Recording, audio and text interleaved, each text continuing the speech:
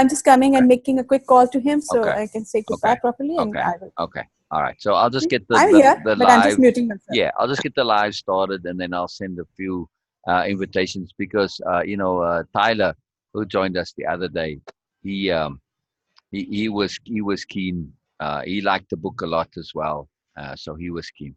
All right, so we should be going live any second now, and our live is on a discernment discussion. Very particular, um,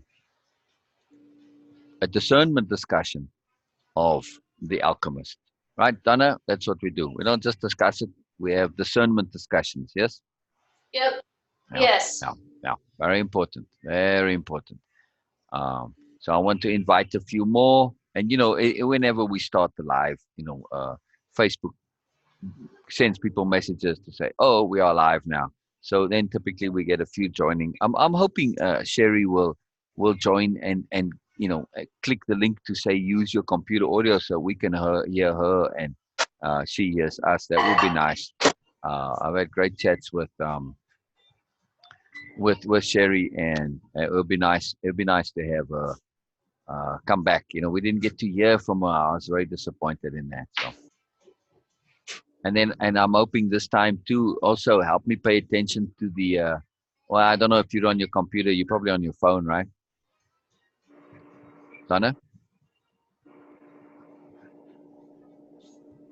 where'd you go? I'm here. Oh, I'm saying you're probably on your phone, right? Yes, I'm on my phone. Yeah. Okay. Yesterday I missed a bunch of comments from Shisha, and she always makes good comments. So I do like to pay attention to those, so that I can incorporate them into our inner respond. So it's important. I missed her comments, so I want to really pay attention to that today. That's important. Okay. Yeah, because Tyler said this book was a big deal for him. He really enjoyed it. So at least let's put it that way. It did have meaning. It wasn't just fun enjoyment. There was some more. So.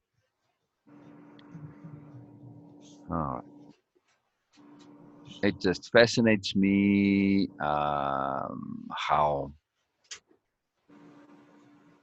how slow things can be sometimes, especially with the Facebook Live. You know what I mean? So. In Cleveland yesterday, we had weather that was 70 or close to it, I think. Wow. Which is crazy for January. And today it's back down to, I don't know, it's cold. Huh. Interesting. Yeah, we kind of around freezing, more or less. I didn't realize Sedona got that cold.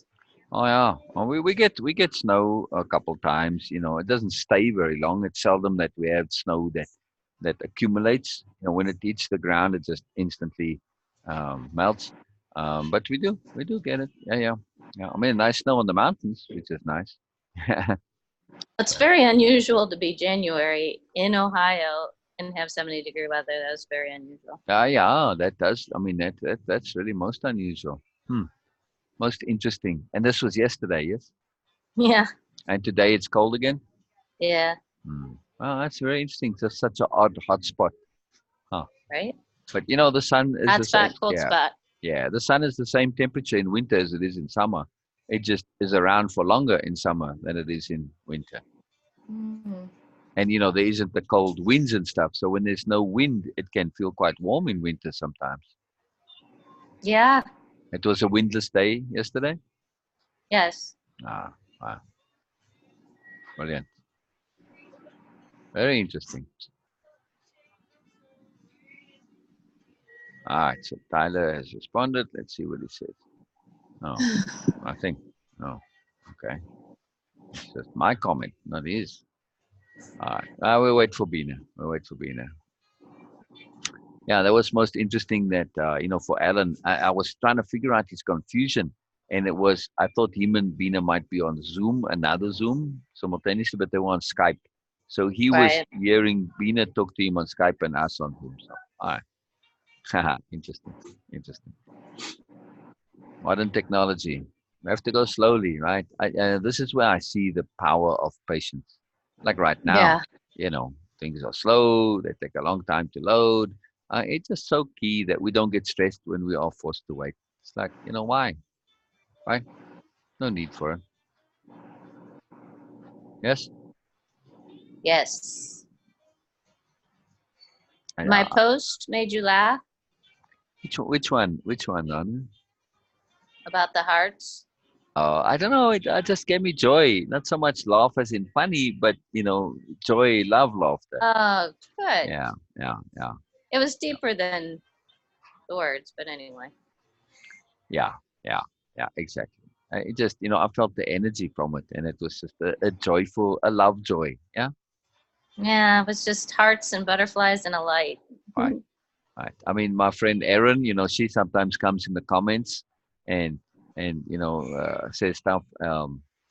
She always posts funny stuff on a regular basis. I mean, she posts some hilarious stuff, and she's herself very, very funny. So, I mean, yeah, I'll give you an indication of something. So I'll do a quick screen share while we wait. She's naughty, Erin. She's naughty. I think she's probably Alan's age or somewhere in that range, but she's very young and very naughty. She's a moderator of a Facebook group on gaming. Anyway, this is what she posted. You see it here? It's going round and round. Oh, okay. Oh, it's just loading. So there we go. You probably see it. You probably see it That's now. the right word. Loading. That's Yeah, it. yeah. Can you see it now? Can you see the joke? The joke yeah. now? Yeah. You've probably seen it before, but she posts a lot of, and sometimes her comments are just absolutely utterly hilarious. Yeah, she posts the funniest stuff. Yeah. Nice. Yeah, I would love for her to come on Zoom. She's very shy to come on Zoom, and it would be really great. Because, she like Alan, they devalue themselves or undervalue or self-deprecating to an extreme degree. Aaron is so sharp, and insightful and all sorts of wonderful magical things. So I'm keen. I'm keen to have you, Aaron. If maybe you hear this, that'd be really awesome. That'd be really awesome. So, all right, we'll wait for Bina and then we'll get going. I'm hoping Tyler comes and joins, but if not, it makes no difference. I'm really keen to chat and I'm keen to hear your perspective on the book. So we'll wait. We'll be patient. We'll be patient. I'll just make a little note later on in the comments. At that what time we get started. Like 10, 15, 20 minutes into the video, we get started, something like that. So.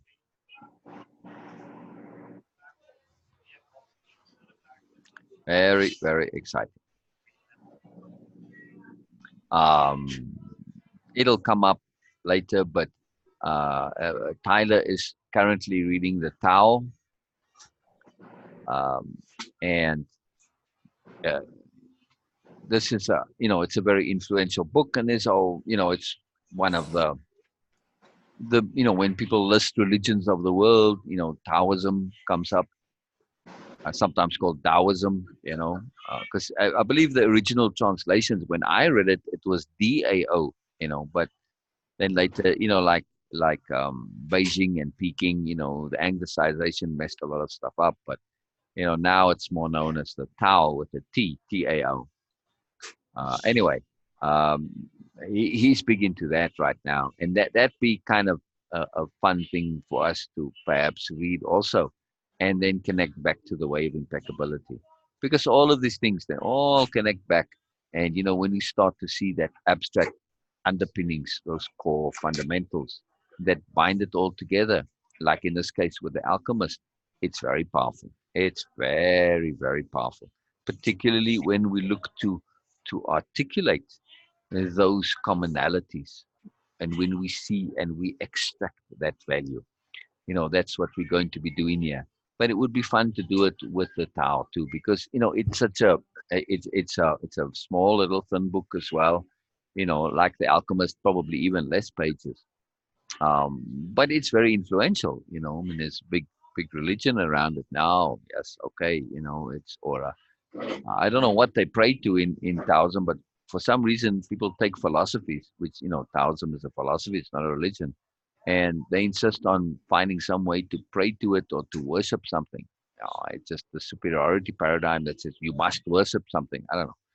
Just because I guess people inherently, or below them, those same people want to be worshipped themselves. Like, come on, people, seriously, they transfer their deepest desires and assume that, well, there must be something out there that wants the same. I can't see any self-respecting deity actually wanting worship.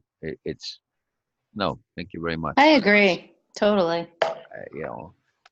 It just makes no sense whatsoever. I don't need No, praise. not when you think of it to the end, like you do. Of course, exactly. I mean, if you have worship, then you need this worship, and then you've got a great big fat ego, and it's like, man, alive, and you're not much of a deity. Then you're just a knucklehead with power. Yeah, right. Which I can see as a possibility. If you look at the Greek gods, they certainly were complete and utter knuckleheads, and worse with power. So it's possible, but no. That's why I Maybe said any for self-respect. some it's more the community aspect of it. Yeah. I agree. But If you could have the community without the worship of one deity. Exactly. Why it has to default into that? It's like this supposed to, this should, that creeps in and messes the whole thing up. I mean, Buddhism Right. too. Buddhism is a philosophy, but it's become a bunch of different religions. Right. There isn't just one Buddhism, and there are quite substantial differences between the different variations of Buddhism. Like there is between Catholic and Lutheran. There's a big difference. Yes, they all still believe in some of the same stuff, but in practice, there's a big difference. So same with Buddhism, but really, Buddha would be aghast at this idea of being worshipped. It goes completely against everything that he stood for. I mean, his idea was, say, I'm trying to teach you to be a Buddha, for heaven's sake. How the hell can you be worshipping me? By implication, you worshipping yourself. It's ridiculous. So it's all ego and self-importance. Everything he said to unhook from, right? So, I mean, isn't that just like one of the most corrupting desires out there? This desire to be worshipped, this desire to be superior, and all this. Dreadful desire, yeah. Fascinates me. Yes, Bina. Brilliant. I didn't hear come on, did you? Or No. did she? Oh, she just left, and she didn't actually leave the meeting. She's just away dealing with him. So, okay. I was looking at the Facebook window, so I didn't see that. So, all right. Very interesting. Very interesting.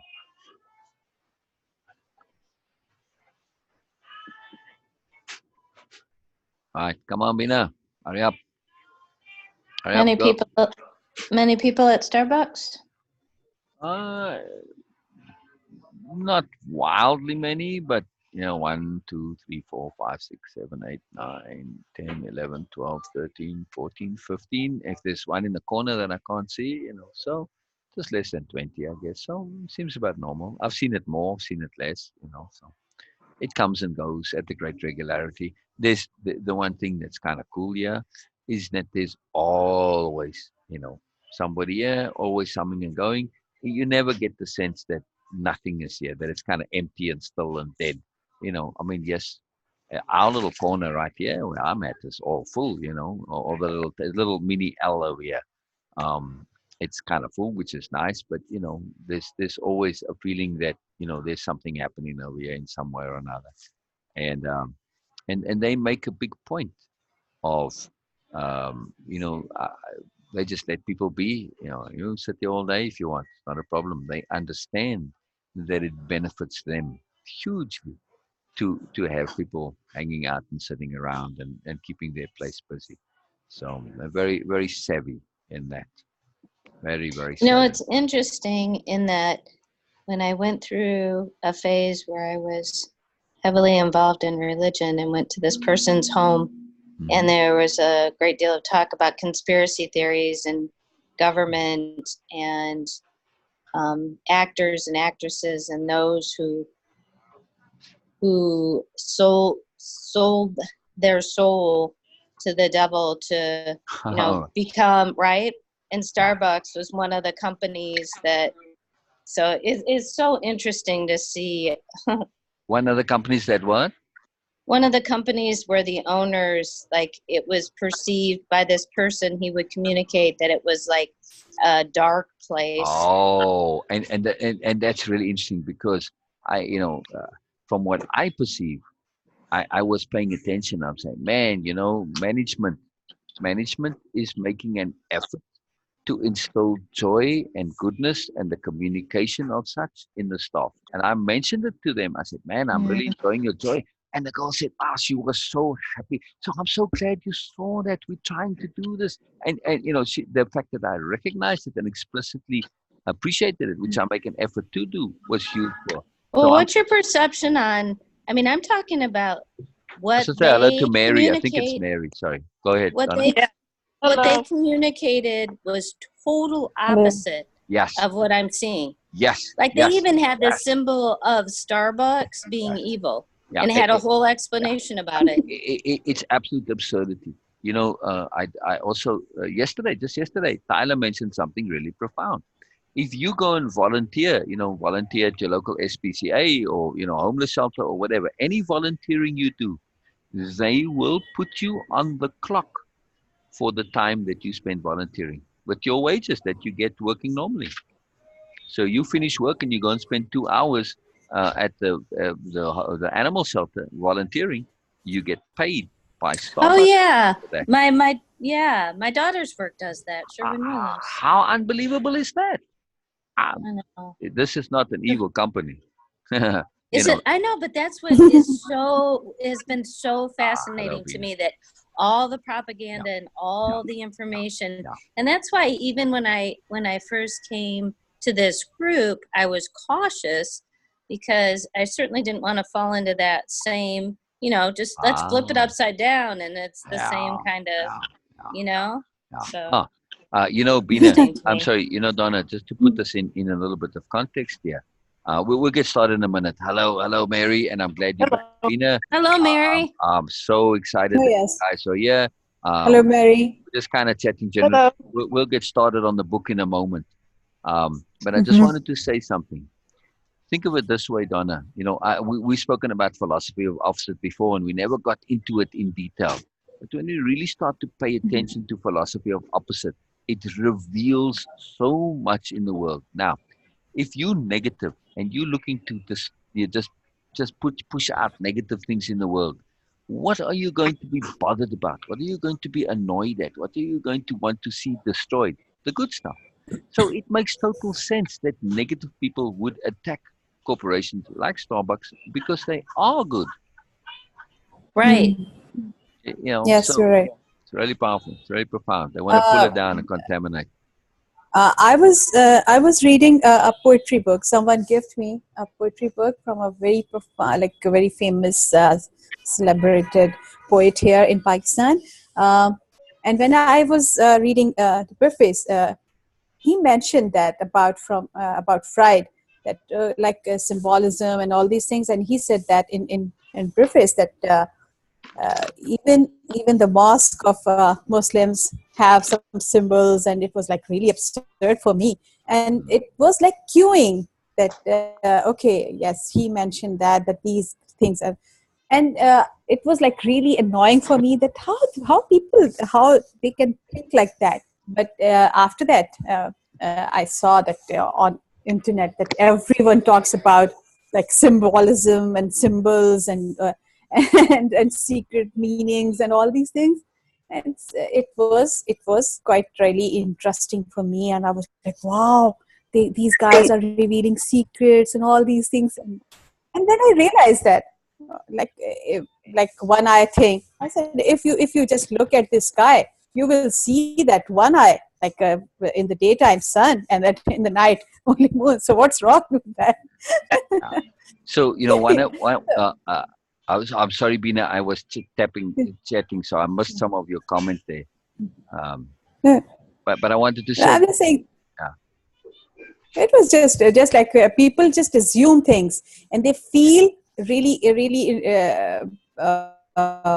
really cool that they are revealing some secrets, and people are looking to them, that, as you mentioned, as you said. Yes. Yes. Makes them feel clever. Makes them feel clever. Oh, yes. Yeah. Yeah. Oh, yes. All right. So one thing that's very potent here, and one of the profound gifts of the internet, is that we've become intimately acquainted and aware of trolls. What a troll is, what they do, why they do it, and we've come. I remember in the beginning, I don't know if you guys do, but in the beginning of the internet, when trolls came along, people were all freaked by it. They couldn't comprehend it. It blew their minds, and they would respond to the trolls, and they would, discuss things with the trolls and argue with the trolls, and they would get really put out. And then eventually they realized, these trolls want you to get upset. They want to make you angry. They get off. They get high. They get energy from upsetting you, making you angry, totally discombobulating you. They don't want to have a reasonable thing. But reasonable people couldn't comprehend this logic. Why would you not want to be sensible and reasonable and discuss things and figure it out? So this understanding that there are trolls in the world who deliberately set about to pull down, to destruct, to break, to cause dissension, to cause negativity. This was a revelation for many people, but it's a necessary understanding and revelation. Very necessary, because otherwise we go in, we live in a naive bubble, and then we can get really put out when we do encounter a troll. We don't know how to deal with them. And it's really simple, just ignore them, and then they have no power. So very powerful, very powerful. All right. Christian has joined us in comments. So I just want to say in the comments there that we're starting now, and this will be a good time to get started. So also, guys, please help me and keep an eye on the comments, because yesterday I missed all of Shisha's marvelous magical comments, and I feel really bad in that, So I really do want to make a point to pay attention to those. So. Okay, when someone will make a comment, I will raise my hand here. Brilliant, brilliant, brilliant. So I'm just going to tag Shisha in the comments. So I can't see them, so I won't be able to help you. Yeah, no problem. Yeah, you kind of need to be on the computer to see them. So okay. Okay. I did message Tyler and said, he might want to join us, but he's also going to be watching football. So, I heard somebody. Did I hear somebody there? Oh, I must have heard myself look back. I thought I heard a male voice. So. All right, brilliant. Mary, let me ask you: Have you read The Alchemist also? Not that it matters. No. Okay. No, I haven't. Okay. All right, brilliant. Well, it'll be interesting to hear a non-reader's perspective on what we're saying. All right. So, just for those who haven't, this is a book that's been fairly influential. It was first published in 1988 in Spanish, and then translated first into English in 93. But it is a book that has sort of come into the forefront more recently than then. I don't know how huge it was when it was released, but I do know it's become somewhat of a huge book that has a big following. And just to introduce it a little bit, it is a story of a boy who meets people, and he has a dream actually about finding treasure at the pyramids, and he's in Spain. He's a shepherd. And then the story unfolds of him pursuing this, and it turns out to be, the pursuit of his personal legend. He's told that this is what it's about, and it's his adventures in following this. So this is the main story. His adventure in the pursuit of what is meaningful and purposeful and significant to him. Yeah. And it takes him a while to actually fully comprehend and realize just how much this is something that needs to be done, not just something that he might do or could do, or it's a whim or an idea. It takes him a little while to realize the necessity of doing this. All right. So before we go into it, I want to hear Bina. First, I want to hear Donna's perception, because I have a suspicion Donna's perception is a little different. And I'll share mine also. I'll actually just say from me, because I think mine is a bit neutral. Over the years, I've read many thousands of books, many similar to this. And I see The Alchemist. I enjoyed the story. I enjoyed it very much. I enjoyed reading it, and particularly because it was significant to Bina. And also, Mm. I saw it as a modern fairy tale for adults. A modern myth. So, and fairy tales, people see them as kind of childish, and many of the fairy tales are. So, I don't mean it in that sense. More of a modern myth. Like in the old mythology. That you talk about. The gods, this and that. But a modern myth, in other words. So, and it has some depth to it. I know there is meaning to it. What the parts that I didn't care for is that it has much that is actually useful to us if we pay attention and extract it. But there's also much that is magical in the book, which might be out of reach to the ordinary person, and that aspect bothers me slightly. So on balance, it's a book that I will give a positive rating to, but it has that caveat, that kind of disclaimer to it, to say, there's something that holds me back, on it. Uh, but on all, that's positive. Donna, I'm really, really keen to your perspective on it. Mm. Okay. And we only see the top of your head, by the way. There we go. Brilliant, brilliant, brilliant. The eye. The eye, yes, the eye of the eye. I love it. I love it. Ah, that's joy and beauty. For me, it represented a young man's journey through his own path to apply his own way of impeccability. He started off thinking he was on a journey to find a treasure that was external to himself. He meets wonderful, beautiful people, souls along the way that help direct him, but not in the direction of Egypt or the pyramids, but in the direction of going within himself. And as he's going on this journey, he's finding out what's important to him. He's a shepherd, and at one point he gives up his sheep, and then he recognizes those sheep were just representations of something he needed to learn within. And then he goes in the next step and he finds a person that needs his assistance, and he finds out how to receive love and give love no matter what the circumstances. He continues on and he runs into obstacles and battles, and everything seems to be external, and he holds on to hope, and he holds on to his belief that this treasure outside of himself is going to bring him everything he needs. Then he comes upon a woman, a young lady, I should say, that is unexpected, and he looks at her and she looks at him, and it's love at first sight. And he expresses his feelings for her and she of him. And he has to decide, do I leave the love of my life for this treasure, or do I stay? And he's very conflicted. And he makes a decision and he takes off on this journey. And even as he's going along into these different places and meeting these different beautiful souls, he still finds conflict in leaving his love behind, but knows that somewhere deep down, this is a journey that he has to take, and that everything's going to work out. Somehow, through the whole story, I felt as though he knew that deep in his soul, that this was something he had to do, even though there was war and there was obstacles and there was conflict. All along the way, there was beauty and there was love and there was peace that he held on to.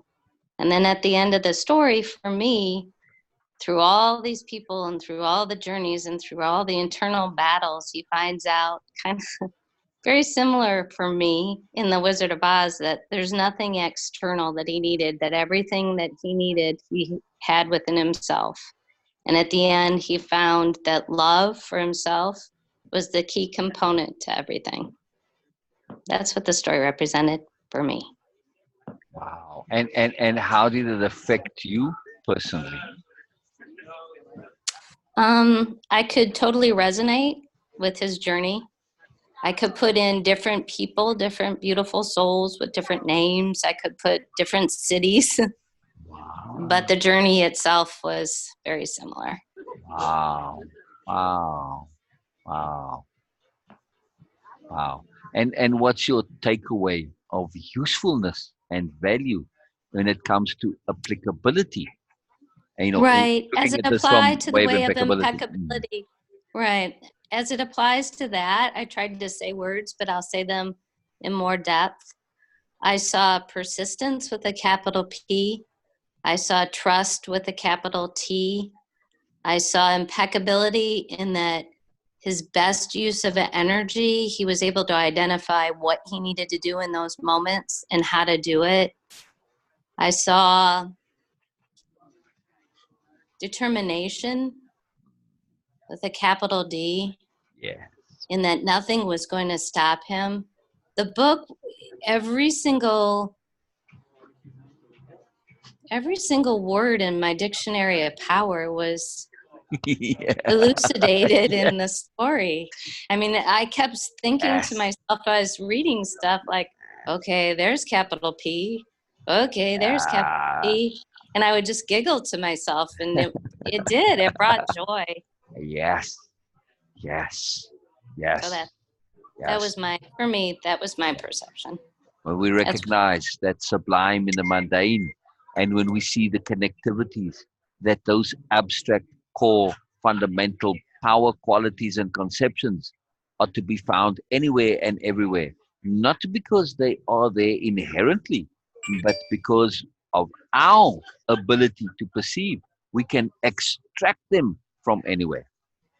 having eyes to see. You Yeah, definitely have eyes to see it, and the mundane becomes beautiful. yeah, yeah.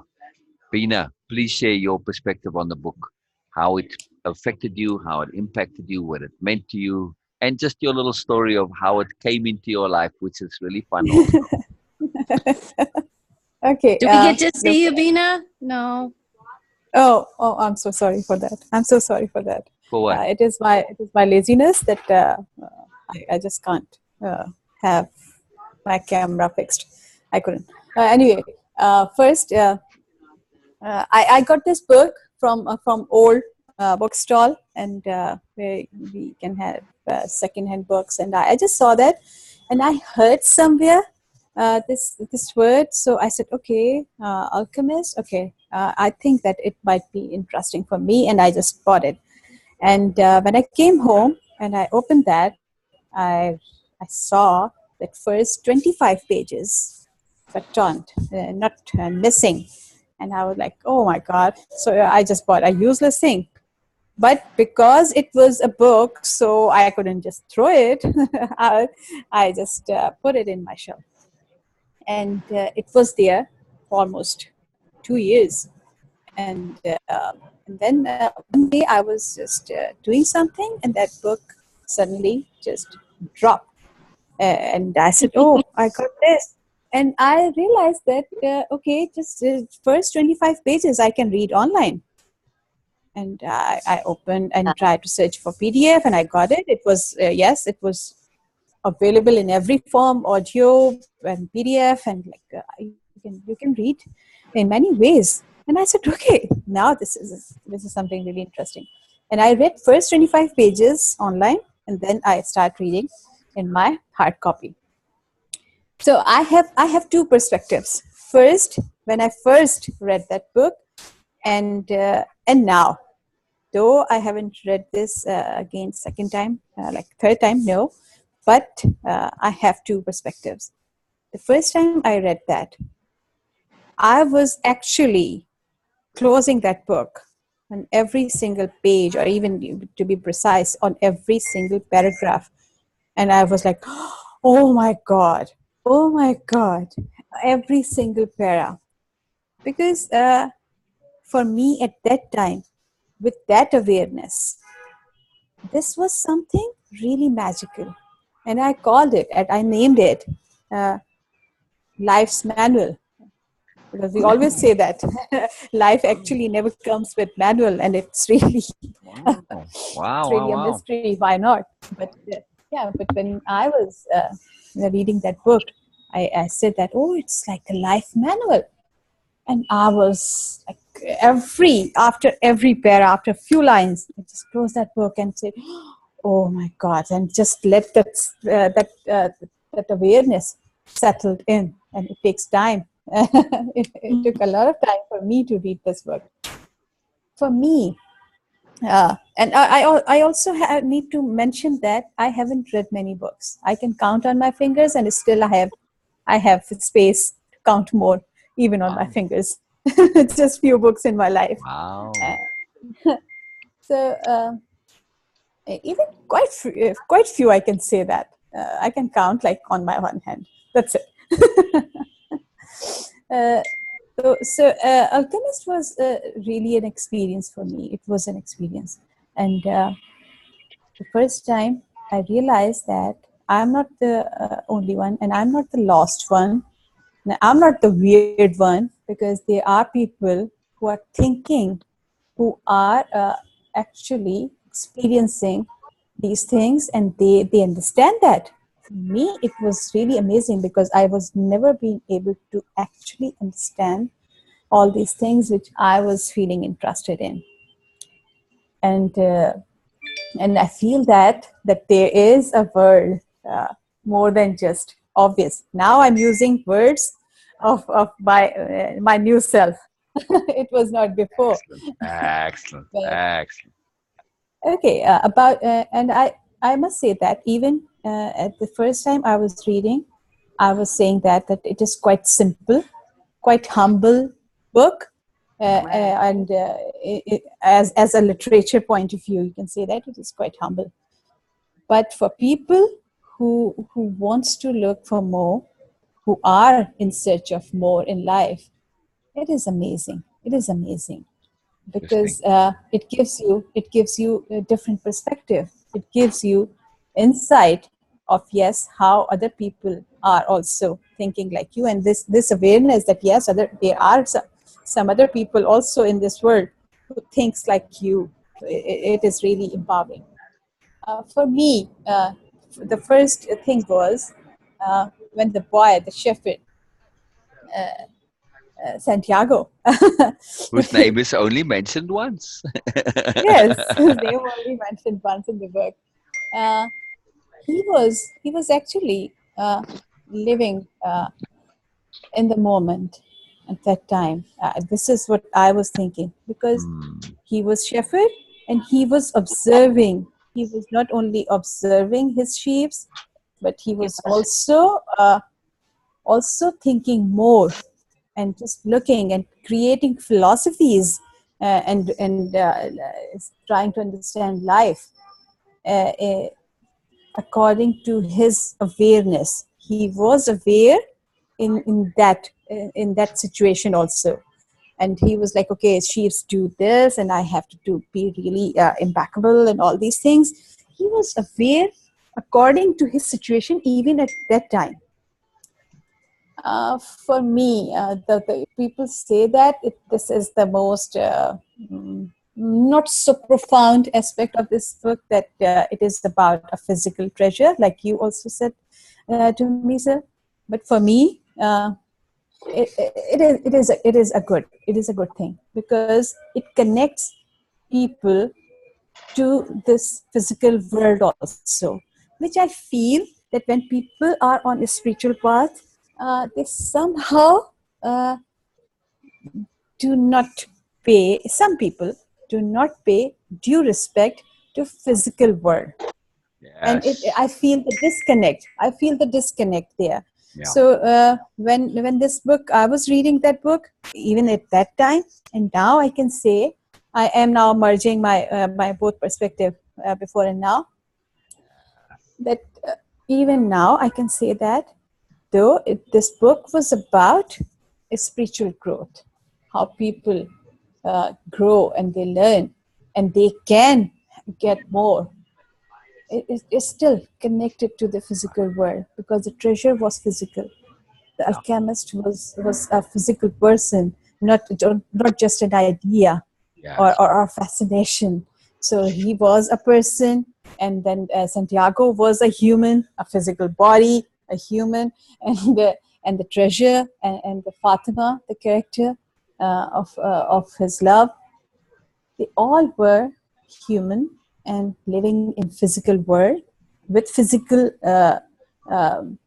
conditions and possibilities and of course restrictions also, limitations, and they were in search of not only spiritually spiritual growth but also for a physical Yeah. manifestation of their desires. So for me it is a perfect blend of, because I am like kind of stubborn in that in that idea that because I born in this physical body, though it is still for me to explore that it is my choice, it was my choice or not, but yes, I Ah, am I'm born in this physical body in this physical world, so it needs to get due respect from my side also, and I do respect that, yeah. and all the possibilities and opportunities and limitations, I respect all these things also. Yeah. And because I am here in this physical body, and with this I am growing spiritually. So for Ah, me, the blend, the connection is really, really, really crucial. And I feel that that book is actually a hidden, not so hidden for me, but yes, that might be a hidden message is that we need to be in connection with both physical and spiritual world yes. simultaneously. Yes. Yes. In other words, to sum up everything that you said, from a way of impeccability point of view, we need to Yes, pay attention to practical spirituality. exactly.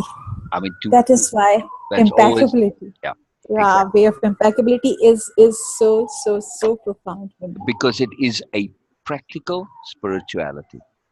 Yes, That's always how we've seen it, Olivia and I. From our perspective, spirituality is inherently practical, at least our perception of what spirituality is. If it's not practical, then I don't know what it is. Then it's just, out there.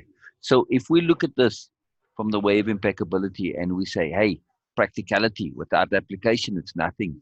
And taking it to that physical realm of where the spirituality makes a difference. And the application, for instance, just so that, for Mary, since she hasn't read the book, when he gets duped by his first meeting with the guide that's supposed to give him the guide, and he pays up front, and then the guy runs away with his money. Just simple foolishness. So he didn't have awareness of that, the conception that it might be there. At the time, he had some doubt, but his impeccability and his kind of, a little bit of self-importance in a way, that he didn't want to look like he was not trusting the guy when he shouldn't have trusted him. And so, he was reluctant to show that. So, of course, he gets taken advantage of, that naivety. So we want to have awareness. We want to have discernment. We want to look past the obvious. And in that particular instance, if he had trusted without trusted and accepted without accepting, it would have been a different story. He would have been a bit more scrupulous in checking out the guy's credentials. He would have made an effort to find out what the barkeeper, was trying to tell him and why he was upset and so on. So he had many clues from the universe to say, whoa, mm. whoa, whoa, pay attention. But he didn't. So, so this is the practicality. In that particular instance, it was very profound and it really affected his life. It paused him on his journey. But when we look at that pause, where he now had to, get money again to pursue his or continue on his journey, and he stops in the crystal shop. He works for the guy in the crystal shop, and he's paying attention Mm. to attunement, and in his own inadvertent way, he gets there. And because he now ends up helping the guy in the crystal shop, and he spends some time there, and he eventually gets the money. But in that time, yes, he's doing it for the greater pursuit of his bigger goal. But also, in a sense, you could say he learns to act without agenda, in a local, in the immediate, in the practical sense.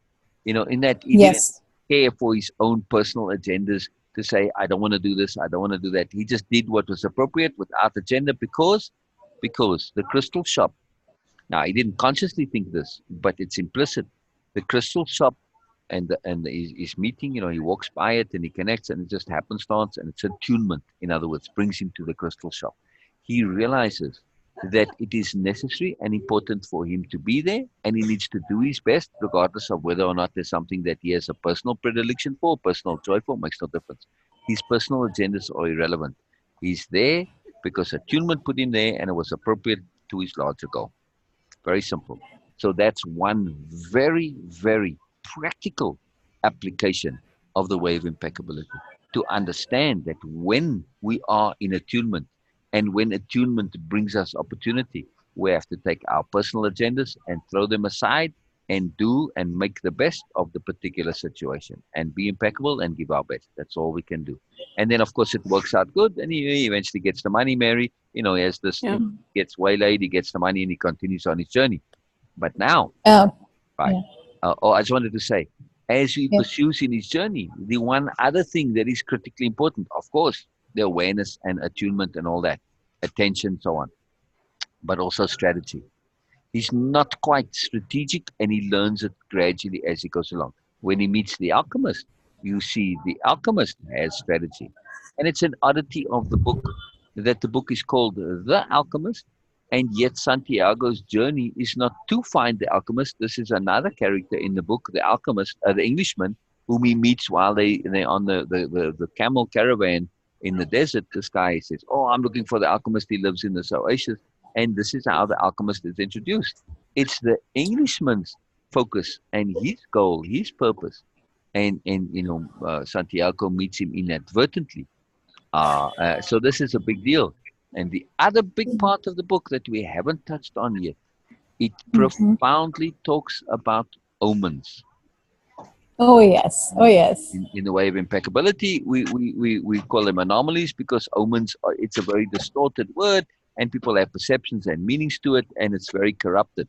But this is an important part of the book, that omens is what determines everything in that book. Everything is determined because of omens. Even though he's pursuing his personal legend, he only actually gets onto it because of omens. Doesn't matter that he had the dream and that. It was the omens that made him take the actual literal steps, and then his connection with the alchemist again, and the interaction there. The alchemist helps him, shows him the path forward from that oasis, helps him get through the desert where there are the warring tribes and all of this. But the alchemist also only connects with Santiago because of omens. So every single thing is related back to omens or anomalies, as we would say. Right. So this is a very big deal. So, Sil, oh Mm. yes, it is a big deal. Sil, if we try to understand anomalies or omen, we say that once we are on a different. I don't know how to articulate this on a level of awareness. So I'm just saying that. Pardon me Alternate for that. awareness. Yeah. Yes. Okay. When we are on that, our communication, our language becomes different, and Yes. so the universe is speaking to us. And this Yes. is this is how Yes. universe, Yes. people who Yeah. are on that level of Yes. awareness. Yes. So Yes. one needs to learn that language also. Yes. Yes, Yes. it is very specific, very special for, Right. and Right. uh, Right. Right. and exclusive for Right. everyone. Yeah. So Yeah. one has to need to learn this specific language for Yeah. his or her journey. Yeah. Yeah. So in the book, they have two things that are very prominent also, Mm. right? I mean, yes, there's a couple of very key concepts. One is the pursuit of one's personal legend. This is Yes. how when Santiago first takes his dream to the gypsy fortune teller, and then later he meets the king, king of Yes. I forget his name, king of something, um, king of Salem. That was it. Malik. Oh yes, Yeah, Malik. yeah, Malik. Malek, right? Yes. King of Salem.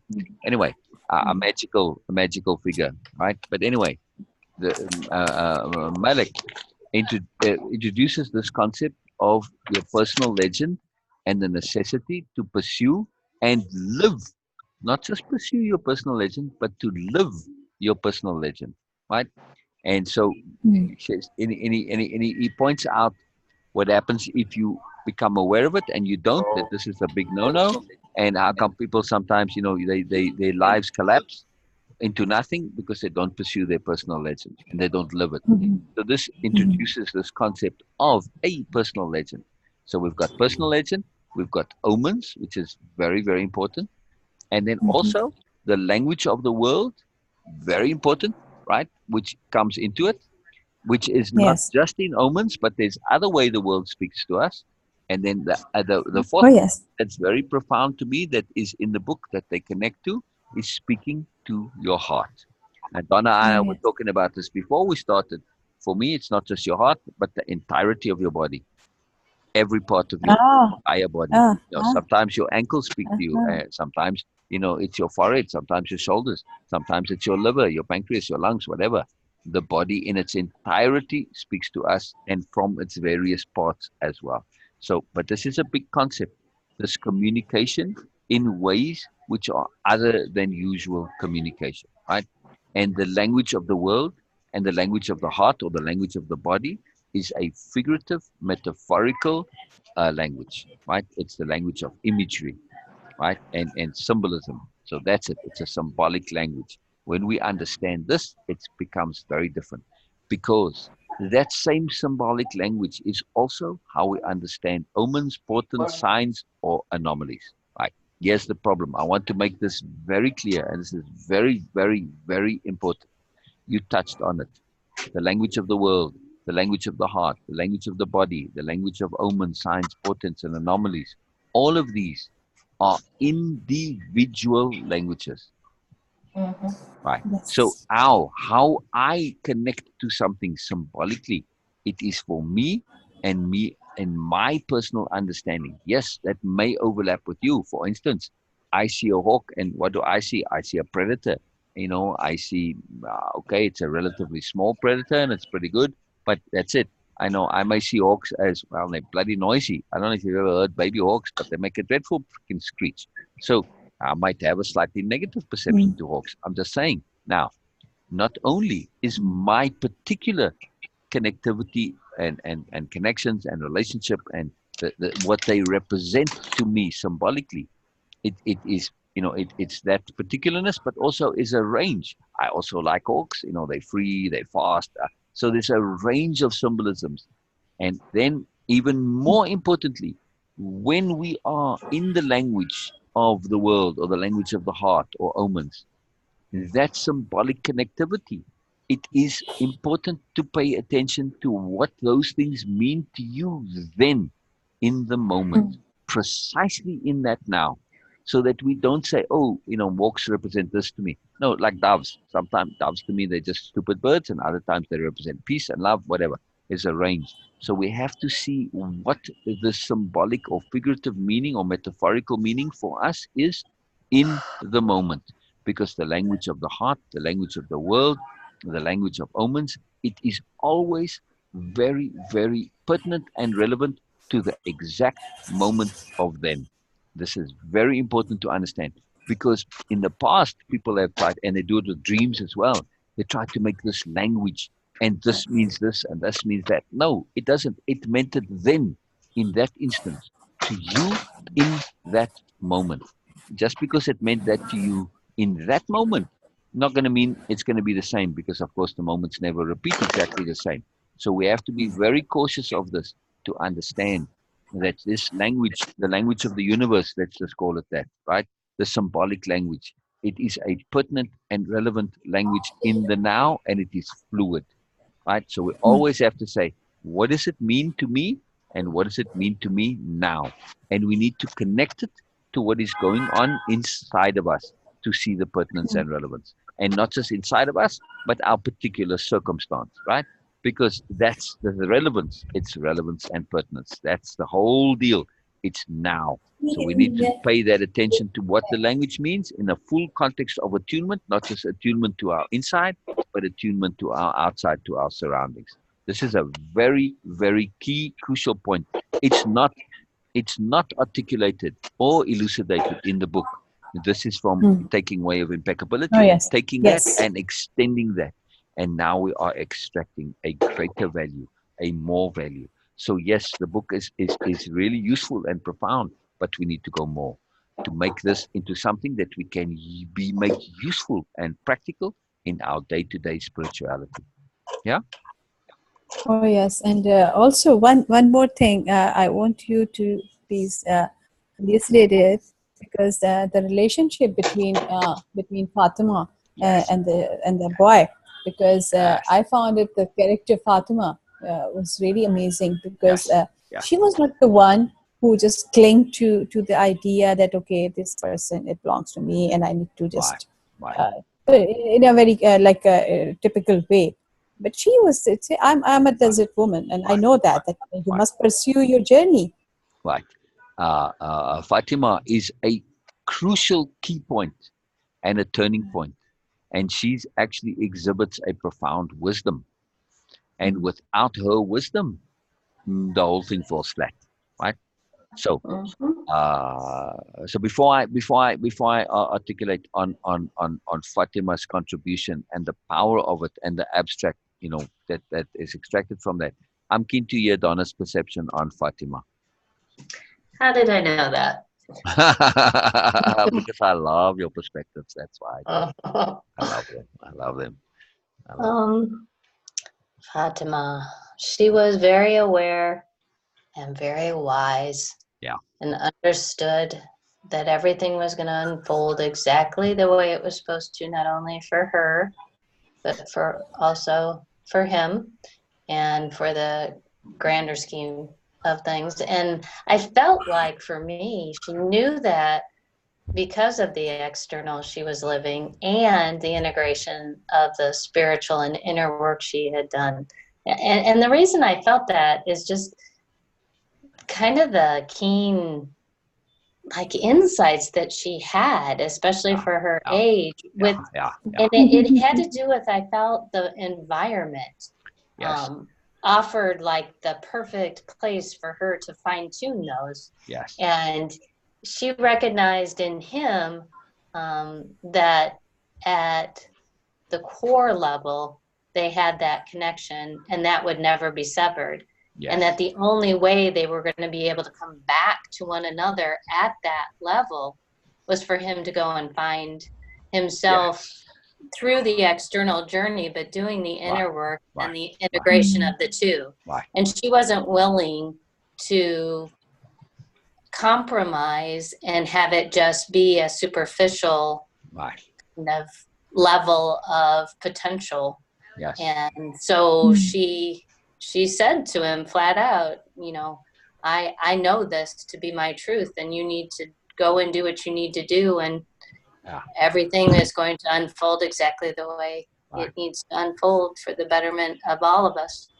Greater appropriateness. Right. So Yes. I just want to fill in the story, particularly for Maria.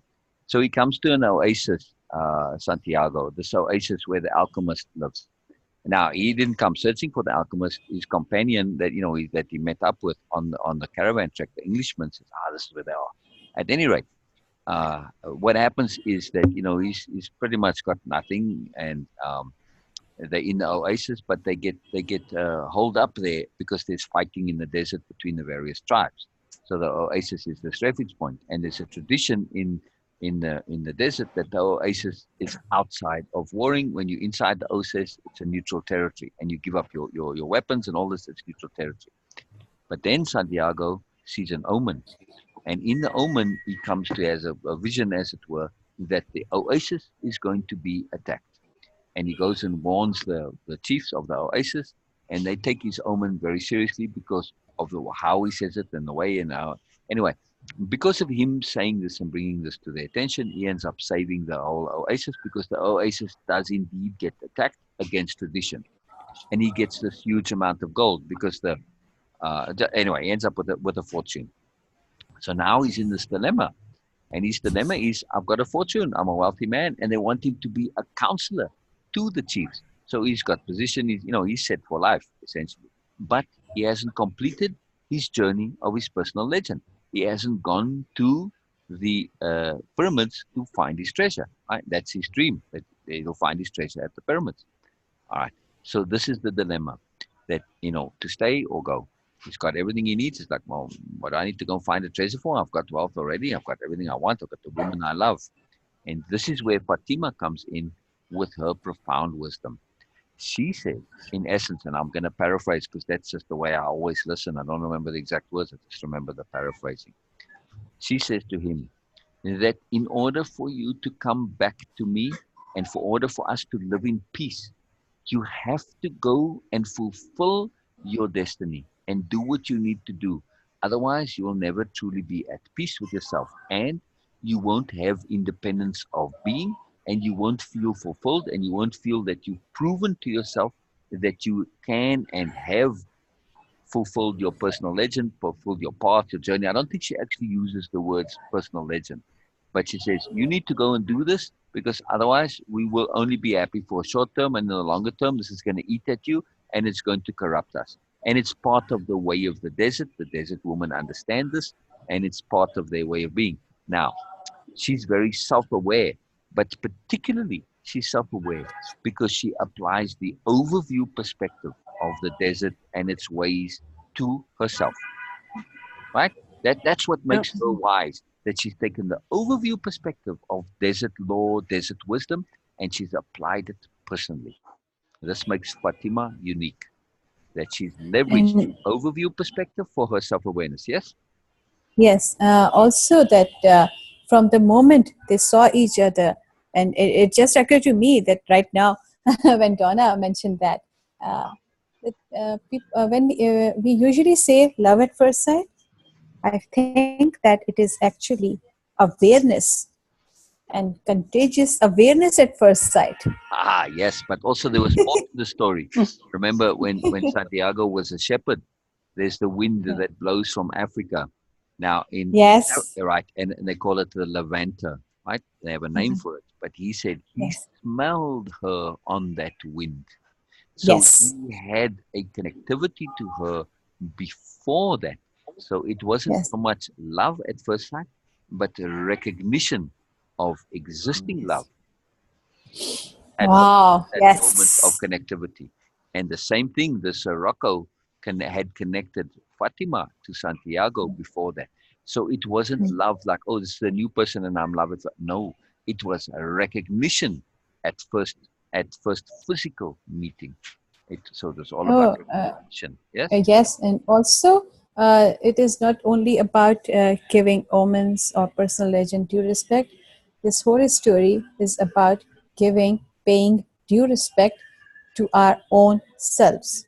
Yes. Yes. And to Because this being, whole story, that all the character, they were yes. paying due respect to themselves Right. And if you, first. yes, and if you want to really extend that and extract it from a way of impeccability point of view, they were giving due respect to personal resolution and to the concept Oh of yes, resolution, because Santiago had everything. He had the woman he loved. He had wealth. He had power. He had status, influence. He had everything that anybody could in their mind may imagine. But he would lack one critical factor, and that is resolution. Without that resolution of whatever it is he needed resolving, it makes no difference in the abstract. Look at this power consisting of resolution that was missing. okay. And Sorry. yeah, Excuse me. I'm just muting myself for a yeah, few yeah, minutes. yeah. No worries. So this need for resolution not only came. Fatima recognized this and said to him, "You need to go because, well, she didn't use the word resolution, but she may as well. You need to get resolved." The alchemist told him the exact same thing. Now, the alchemist in the story, obviously, Mary is, a wise person, somebody who's got the act together. You could call him a man of knowledge. I mean, the fact that he's actually a literal alchemist is, for me, unfortunate in the story because it somewhat corrupts it and it's unnecessary. But he's essentially somebody who has embodied and taken the way of impeccability and lives it. And he has found independence of being, and he's found sensibility, and he's a man of knowledge, as it were, in that concept of having your act together, having your shit together.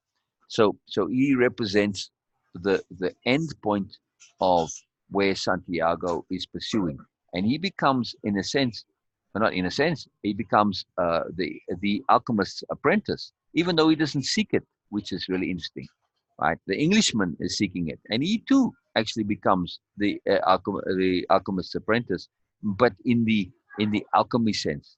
Whereas Santiago becomes his apprentice in the impeccability, in the wisdom, in the learning, the self-awareness sense, right? In the independence of being sense. Because the alchemist has profound independence of being. This is what he represents. Yeah, Donna? One of the things for me with the alchemist and the significance of the role in the book for it to be an individual is it wasn't in the end the alchemist, it wasn't a person. And if you didn't have it as being so obvious, you might maybe have missed that. I say that last part again. If it was not an individual person, you may have missed that alchemy was really what it was about, not about a person called the alchemist. Right. And individual's journey, both externally and internally, and integrating the two, and how, love is at the core of it. Yes. So for me, having that person be a specific person helped me anyway. See the bigger picture of that. Yes. So in a sense, the book doesn't do it overtly, but from our perspective, from a Way of Impeccability perspective, it does force us into that abstract overview discernment, to look at that abstract core, to see that, yes, if we only focus on this physical practicality, the mundanity of alchemy transmuting lead into gold, which actually does come into the story, Mary. You know, the Englishman is set upon this task, and the alchemist is actually able to do this, and he does do it at some point, and he actually gifts some of the gold to Santiago, because he loses his gold to the warring tribes. And he does end up finding his treasure, which and then leads him to actual real treasure. But anyway, which to me was a little disappointing, I gotta say, Donna, the fact that the treasure was actual physical, real, treasure in a chest, somebody had buried. I was hoping that the treasure was going to be a spiritual treasure, where he just gets to an awareness of beauty and appreciation. Well, for me, it symbolized that, though. For me, it was buried, so it was buried within him, and he went through this extra journey, and he found it. So from an abstract, it was just kind of a symbolic way of getting there. Correct. But that's us putting it onto the book, which it wasn't so, it was very literal treasure in the book. There wasn't actually an implication that, it needs to be, you need to see this as treasure within and spiritual. And it was very physical and very literal. I thought it was unfortunate for me that it was so specifically literal. So anyway, that's just me personally, but I agree with you. When we look at the entire story from that figurative and we extract the meaning, this is the power of this ability to see the deeper conceptions, and like you said, the entire book, you read it through the lens of your dictionary of power. And this is what made it so powerful. And it's really fundamental. It's very important. It was interesting because I didn't set an intent to do that. I had been introduced, as I said, to the alchemist at some point, and I can't remember the details. Long time ago. And I feel as though I started reading, but again, I don't recall. And then when I got into the book, it didn't really feel familiar, but somewhere out there, somebody introduced that book to me at some point. So my intent was just to stay open and just enjoy the reading of it, and it just happened. Yes. So that was kind of cool. Yes. And that's the magic. And I suspect, Mary, you're going to feel this also. This is the magic of the Way of Impeccability, particularly when it comes to our dictionary of power and how it changes our conception of the world. Once we have this ability to see through that lens of those power conceptions, those abstract understandings, those overview connectivities that connect the greater spirituality to a personal practicality, we can do this with anything. And what happens over time, we end up with this ability to actually enjoy and extract value from anything, everything. Yeah. Very much. Everything. Yeah, I find that too. I started off thinking that I was headed one place, and then end up another because of what I have become more aware of around me and people's reaction, you know, like everything.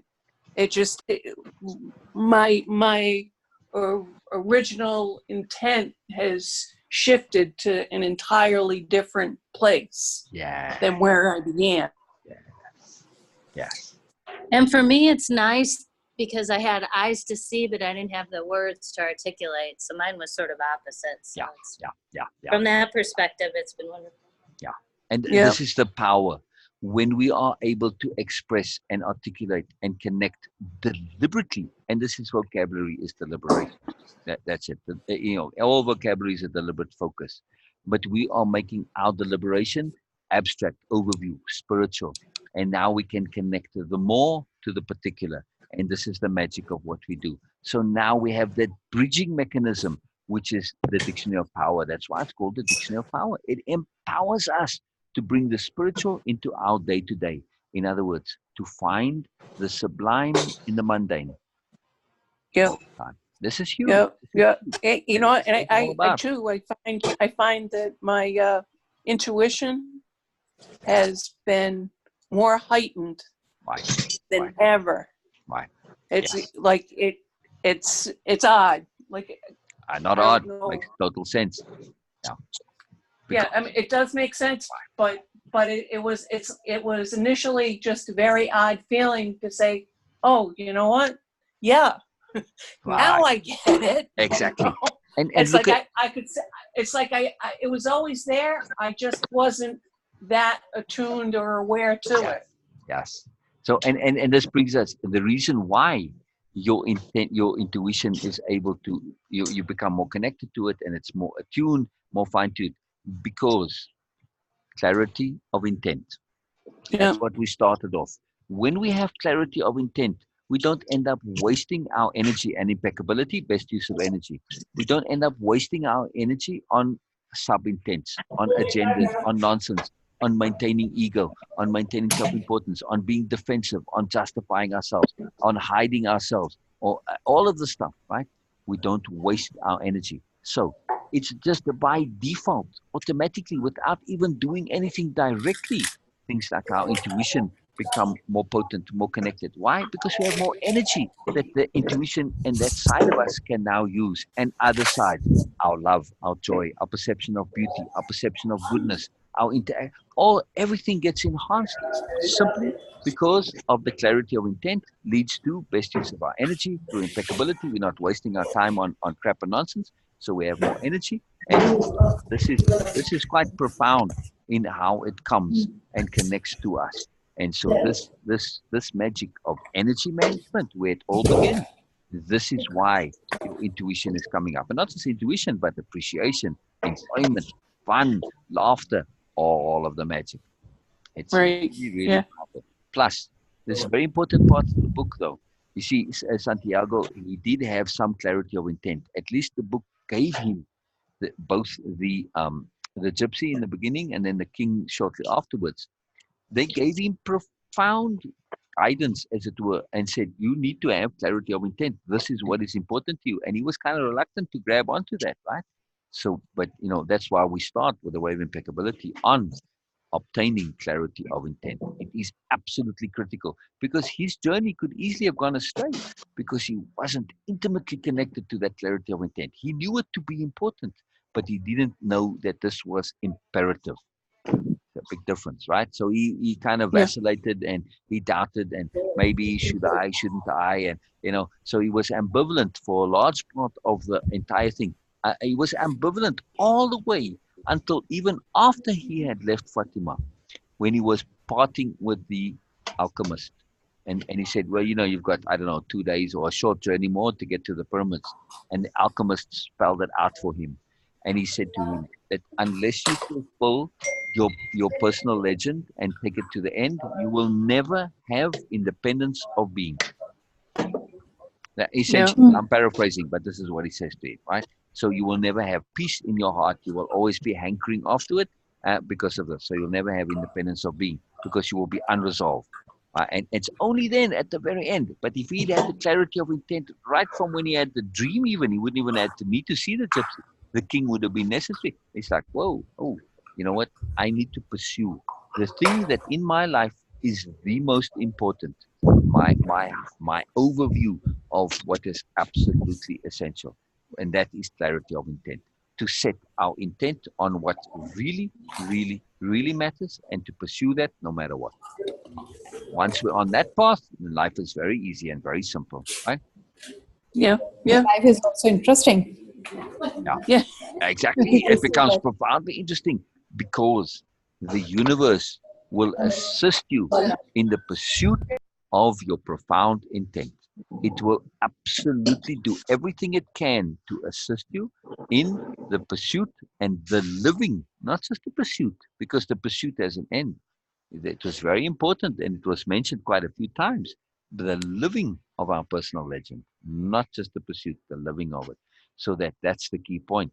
So that the universe, and that's the thing with attunement, when we are pursuing and living our our our personal intent, our personal legend, the universe will assist us. Now, yes, in the story, it says in the beginning you get beginner's luck, and when you start, the universe will really make things very fortuitous for you to say, this is where you need to go. It will make it really easy, and you'll have all these wonderful, magical luck things that will happen to you.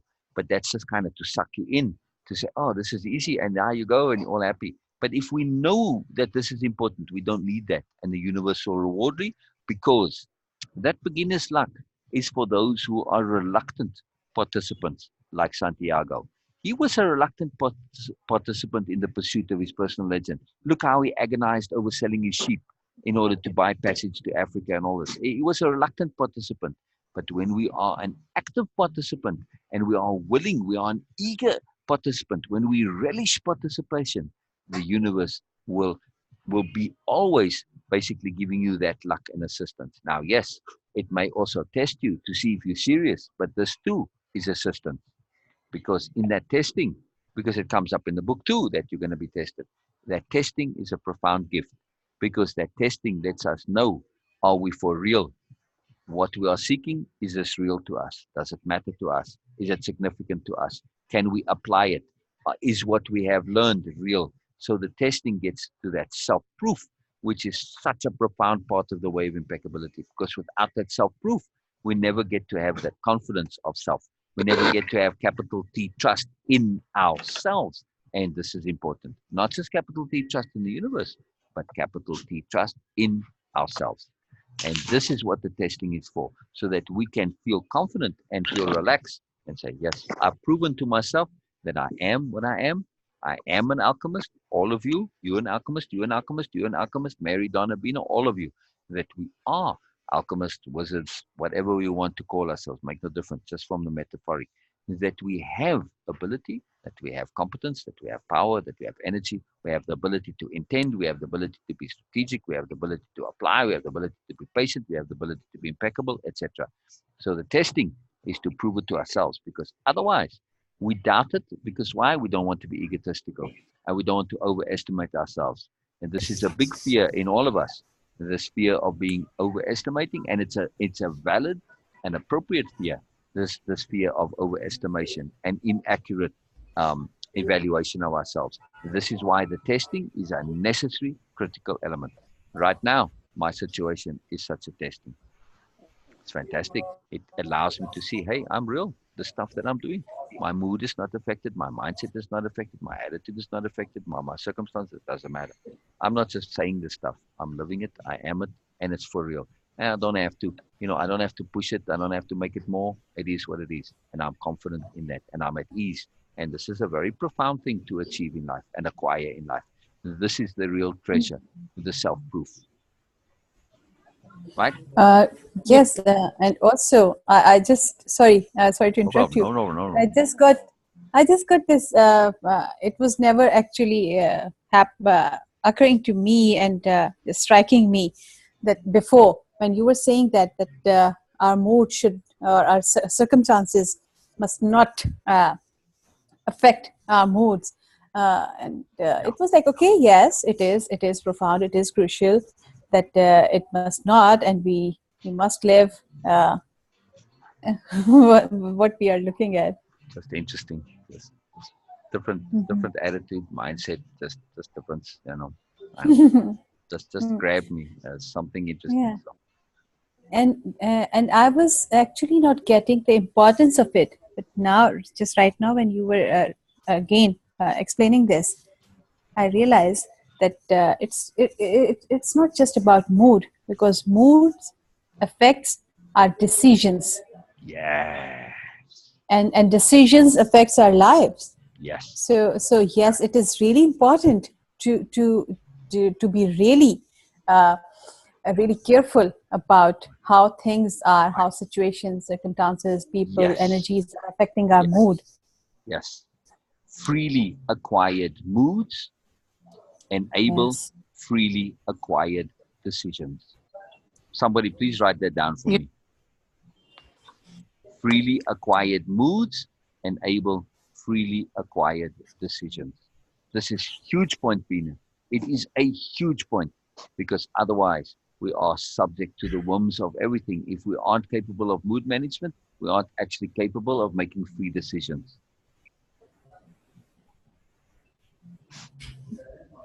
How huge is that? It's a huge point you bring up, Bina. Yeah.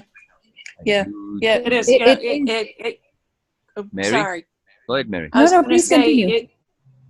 it makes me right away go back to breaking those beliefs and habits that you have been so ingrained with, Yes. that if you cannot let go of those, you're not freely making any kind of decision for yourself Exactly. or being free to be yourself, Exactly. because you're living by someone else's expectations, Yes. by living the way that you've been, just, it's habit. Yes. It's pure habit, that Yes. the beliefs that you've been brought up with. Yep. Yep. Yep. And I find too, especially for me, coming from such a large family, that was a very difficult thing for me to do. But Yep. I feel so much freer not saying, okay, you know what, I got to live to so and so's expectations. Now I just ignore what they say. Basically, that's them. If you want to believe that way, be my guest, but I'm not jumping on the bandwagon. Yes. That's very powerful. And that's been huge for you, Mary.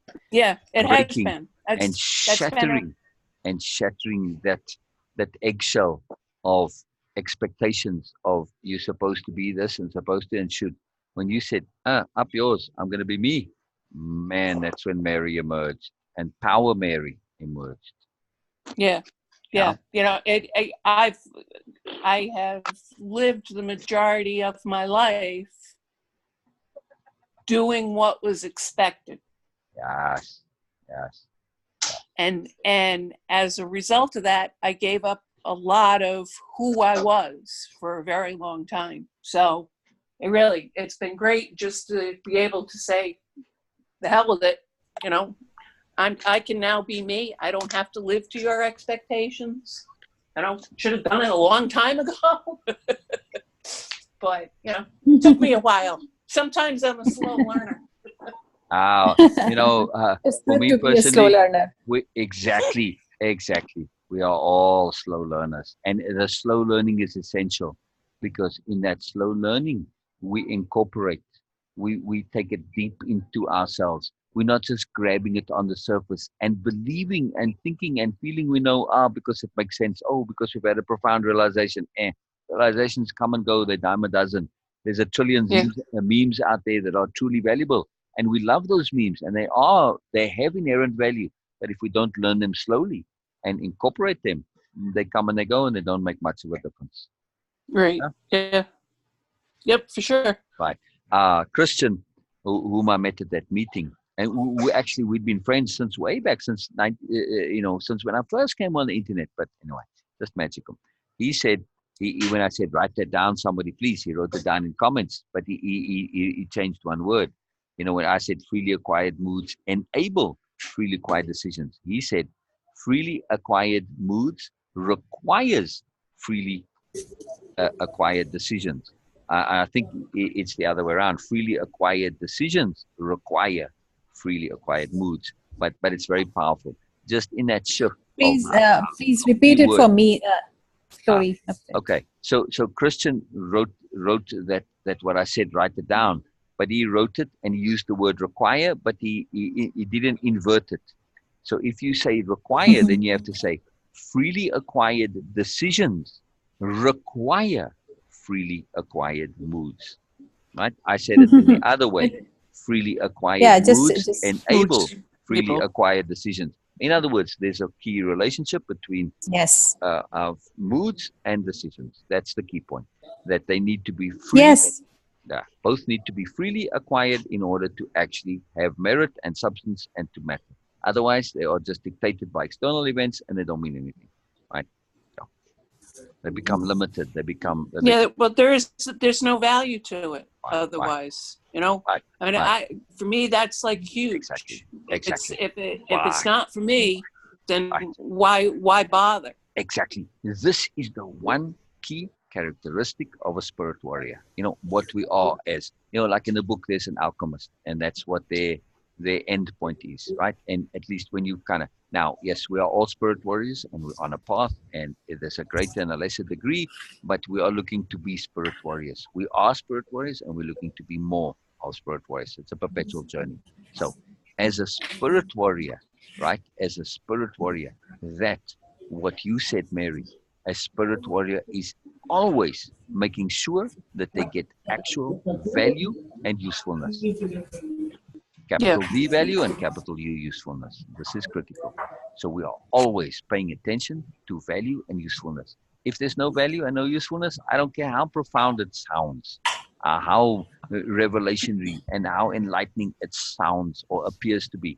If there's no actual, real value involved, it means bugger all. Yeah. We could say in the same way as we say, without application, it's all meaningless. We could just as well say, without value and usefulness, it's all meaningless. Right? No, sorry, I just want to comment on Christian's comment. I love how you said that, Christian, because in the fact that you inverted it like that, it enabled and it prompted a deeper clarification and a deeper insight into it and a deeper discernment. So it's very powerful because it's really nice to see the relationship. Yes, one enables the other, one requires the other. So you added to an extra dimensionality through that. So, hey, you know, mistakes impeccably made, inevitably are fortuitous mistakes.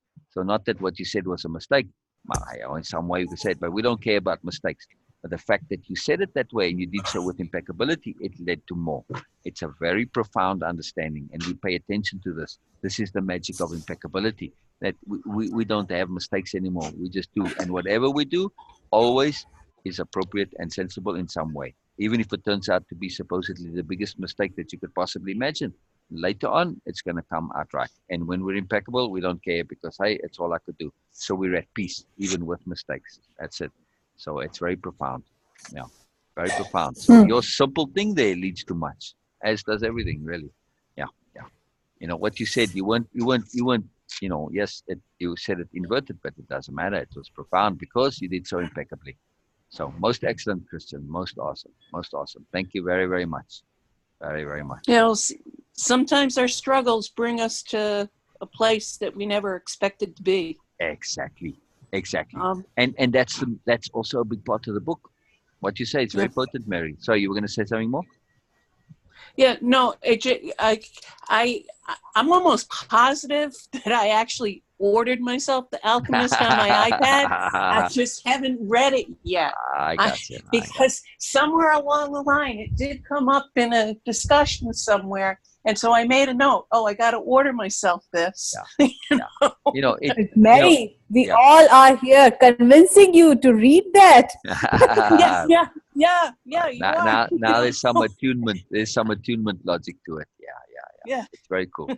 But say again what you just said, Mary. Oh, that our struggles bring us someplace that we didn't expect to end up. And why? You know, Why? losing my husband was like one of the perfect examples. Yeah. I would not be where I am today Exactly. if I had not gone through all of that. That's huge. It's huge. Yeah. It's huge.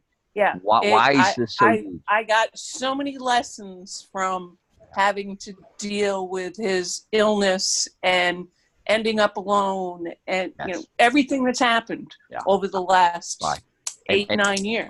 And even though you might be alone, you're not lonely. No, never. I said this to somebody recently. They said, "Oh, you know, I hate being alone. It's so lonely." I said, "No, you don't have to be lonely because you're alone. No. You don't have to be. That's your choice." You found and acquired through dint of personal effort and application. You have found and acquired independence of being. Yeah. At least some measure of it. There's always more, of course. Now, that's a very important point. Our struggles, our challenges, and sometimes our mistakes bring us to a place we never imagined to be.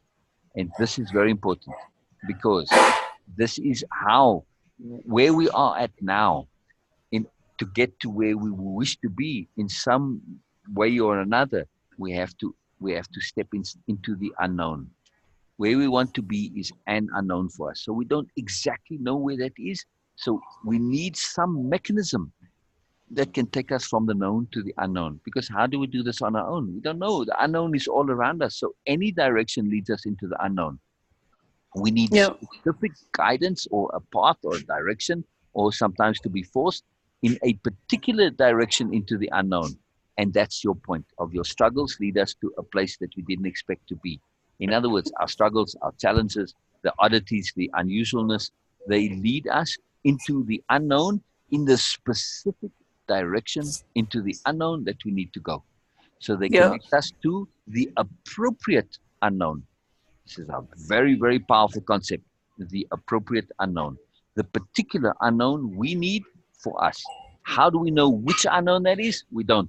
So we have to rely on the universe, on life, on force of circumstances, on attunement to say, this is the way to go. And that's the magic of attunement and sensibility and perception and discernment and everything we talk about. It enables us to navigate into the unknown in that particular direction that is appropriate to us. Right. It's a very, very big deal. Very big. Yeah, and it also has helped me to learn to just live in the moment, not have to like constantly be planning something or and that's easier for me, I guess, being retired. I don't have to be anywhere I don't want to be at any given point in time. So that's, there is a little bit of joy to that. Yes. And Christian's commenting on that point I made about mistakes impeccably made. And the end of that is mistakes impeccably made are almost inevitably fortuitous. Yeah. Well, they serve a purpose. Exactly. They are fortuitous. They serve a purpose. It may not be where you want it to be at the time when you make the mistake, but they definitely serve a purpose, and they teach us what not to do the next time. And when we insist that, hey, I've been impeccable, it may seem like a mistake, and I insist on saying, wait a second, I was impeccable. There's a moreness. This is leading me in a direction that into my personal appropriate unknown. Now we start to look for the sensibility of that supposed mistake. We start to understand it. Oh, I'm on a different path, one that I didn't know of before, one that I need to be on. Now we look for the sensibility of this new direction, this new path. And now we start, because we are looking and we can have that ability to extract the more from anything. Now we find that more. So it becomes this infinity loop that feeds back on itself, and it doesn't matter. So in other words, this is the magic. When we are impeccable, it doesn't really matter what we do. It always will work out. Yeah. We're going to make it work out regardless. Because again, we're impeccable. This is the magic of impeccability. It is absolutely unbelievably profound in this incredible magic. So we just have to focus on being impeccable. Very simple. Very simple. Very powerful. Very powerful. For me, once the shift for the unknown became through impeccability, that unknown brought about joy instead of anxiety and fear. So that was pretty cool. Part of the process. Yeah. Say Yep, that again. Say that again. Sorry, Mary. I just want to hear that exact same thing again. From Donna. I said for me, when impeccability was used and I came to the point of the unknown, as long as the way of impeccability was applied, it brought me to a place of the unknown bringing about joy inside instead of the unknown bringing out fear. Yes. That's a pretty cool shift that happened. That's why I wanted you to repeat it. This is a most incredible, profound, transformative, huge, life-changing, life-shifting, everything-changing perception that when we pursue things impeccably, the unknown becomes joy and it supplants the fear that is typically associated with it. We end up finding joy in the unknown. And this is an unbelievable shift because only when we are capable of this, what you've just said, Donna, then only can we venture into the unknown with aplomb, with abandon, and without any regrets, without any restrictions, without any inhibitions, when we understand that the unknown is actually joy because we are getting there impeccably. Not only understanding it, but being it. It's like the next, for me anyway, it wasn't just understanding it because I've understood that for a while, but there's a shift when it actually just, it's so real. It becomes you. It just is. Yes. It becomes a way of being. And right, a way of being. Exactly. Right, because I've understood it for a long time. Wow. But it's like with that understanding, even if it's a capital U, for me anyway, I was still observing it. And then something shifted and I became it. And that's where the joy came. So that's pretty cool. Yes. And that's why we keep saying without application, it's all meaningless. We need to take things like impeccability and patience, but impeccability in particular, and assimilate them, incorporate them into integrate them into our physicality. We need to feel it because if we don't feel it, it's not real, right? So that's what you're saying. That's the next step is really, as Bina so keenly points out consistently, and I feel very resonated to that point, and the physicality part is crucial, and yes, that's where the magic happens. Yes, you need to feel it, and the universe can be quite ruthless in getting you there for sure. Yes. Yes. But it's a positive ruthlessness, of course. Oh, it is. Yeah. May not feel it at the time, but the ruthlessness of good mothers and good nurses. Right. I have to leave now, but that was awesome. Thank you. Perfect timing. Yes, it was most Bye, awesome. Donna. Before you go, real quick, any takeaways from anybody? Then we'll just end it here. It's a very good time to end, but I'm just keen for some takeaways before you go. Okay. Bina, Mary, any takeaways before Donna goes? Okay. I was thinking that Donna might share. Oh no, I did my takeaway. I think. Yeah, she's already done it. I just shared it. That was kind of. For me, Donna, like always, your perspectives are really, really important for me. And when you shared that, I actually, and the way in a perfect sequence you were sharing this story, and I was like, oh my God, what a keen reader she is, because I read that, but yes, it's a long time now, but still, your idea, your explanation, and in a perfect sequence was amazing. So for me, it is, my takeaway today is that Donna just showed me how to actually read and explain things. So I'll try to be like that. Yes, it's really inspiring. Yes. That's why I always make this effort to ask, because Donna, you're inspiring. And of course, from our perception, right, Donna, so is Bina and so is Mary. The same thing in reverse. We do wish to also get to the point where we enjoy and appreciate ourselves. Important. Without ego, of course. Impeccably. Impeccable. Yeah. That's where the joy comes. Yeah. Mary, any takeaway before we go? My takeaway for the day is that, you know, the freely acquired moods give us the freely acquired decisions. That, you know, that's just, for me, that's just so huge. Yes. You know, and it's become, it's become my focus to stay that way. I've got a lot of people around me that suffer from severe anxiety, and when I see where that puts them, and they're people I care about, but when I see where that puts them, and they're stuck in a bubble of the fear and the anxiety, and they don't know how to get out of it, I say to myself, I don't ever want to be there. Yeah. And for me, the combination, when I put that together, impeccable decisions inevitably lead to joy. Yeah. Ah, look at the little bell went right off there. Impeccable decisions. That was my inevitably lead to joy. Thank you, universe. On that note, we shall say goodbye. Thank you. All right, guys. Bye, everyone. Have a nice day. Fabulousness. See you next time. See you next time. See you next time. Oh, yes. And beating. I just love it. Just love it. My heart is so full. I can't express how magically full it is. All right. Bye-bye, Veena. Bye-bye. We'll talk to you. Okay. All right. Oh, yes. I'll hear. And meeting for all.